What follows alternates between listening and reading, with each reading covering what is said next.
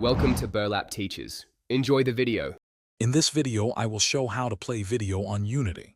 First, ensure your video file is in a compatible format like MP4 or WebM. Drag and drop your video directly into the project window to import it.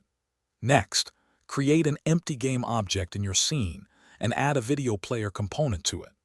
Finally, drag your imported video clip from the project window into the video clip field of the video player component. Now let's configure the video player.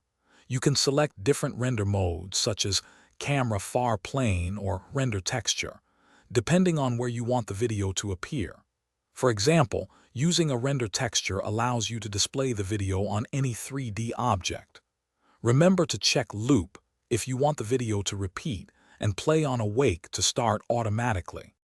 For more dynamic control, you can use /scripting.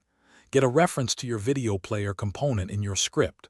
Then you can call methods like play, pause, or stop based on user input or game events. You can also subscribe to events like loop point reach to trigger actions when the video finishes playing or loops. This offers great flexibility. To ensure smooth performance, optimize your video files. Lower resolutions and bitrates can significantly reduce file size and improve loading times, especially for mobile platforms. For very large videos, consider placing them in the Streaming Assets folder and loading them asynchronously. This prevents your game from freezing during loading. Also, check the description for a link to the Echo Dot smart speaker and other great deals.